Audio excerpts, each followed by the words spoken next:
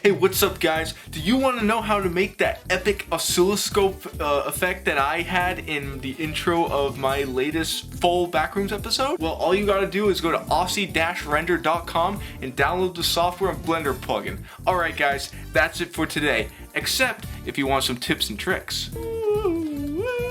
So the first thing I would want to let you know, you're gonna want to go to the volume mixer and turn down or mute the volume of the program, because it's gonna sound like a bunch of jarble and it makes your ears bleed. So it's not necessary. Next thing you're gonna want to do is go to the settings on osci-render and change the sample rate to 192 kilohertz, because this essentially increases the resolution of the oscilloscope. Now with this program, you can add a lot of different files. You can add SVG vectors for like logos and stuff, or you can even add animated GIFs.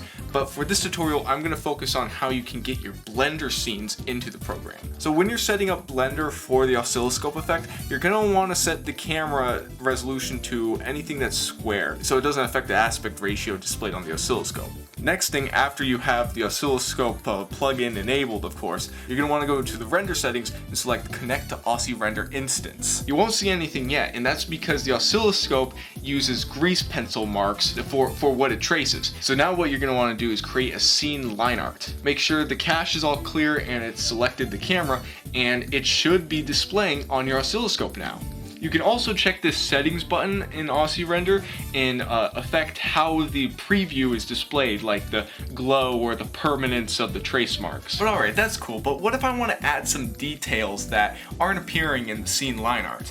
Well, then you can just add the grease pencil and draw what you want to be shown in the oscilloscope. If you want more of a wireframe look, where even the edges that are hidden or out of view of the camera are visible, then just check the occlusion range in the line art property settings and increase the end number until you get the desired outcome. Sometimes you might want edges that are kind of hidden because of the faces being flat, visible for the oscilloscope, and for that you can use this wireframe geometry node that replaces the mesh with a frame that goes around all the edges, similar to the wireframe modifier, but the wireframe modifier doesn't work for this for some reason, so use the geometry node instead. This could be a good option if you want that wireframe look, but you also want objects to be hidden behind other objects. This might be unnecessary, but for me it was.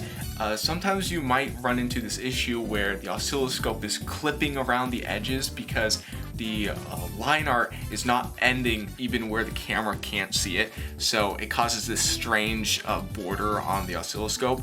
So for me, how I fix that is with another geometry node that sort of masks all the meshes so they don't exist outside of where the camera sees, and that way that fixes the problem. If you're having issues that don't seem to make sense, try clearing the bake. That's typically what the issue is. You just have to reset the line art, just turn it off and back on essentially. And that should be it for the setup. Now if you want to export your animation as the oscilloscope, the best thing to do first is to select save line art to file, which will create a GPLA file, and then you import that directly into osci-render without the connection anymore. This is better because there's not going to be any lag. So now your animation is being displayed with no lag on the oscilloscope. So how do you save it as a video? Well, you can pay osci-render for the premium version that includes a bunch of recording and video exporting options, or you can just blow up to full screen and record the screen. But what about that interesting transition where the oscilloscope kind of deteriorates and reforms is another thing? Well, to do that, all you need to do is hit the record button below the preview, which records the audio, and save that, and then just use Audacity to transition from one saved animation audio file to another, and make sure Audacity is set to the same kilohertz rate as the animation you're recording. You can save the audio file from Audacity and put it back into osci-render, which will now include the cool transition from one animation to the next. Alright guys, that was the osci-render tutorial. I hope these tips and tricks helped you, and as always, just let me know if you still have any questions.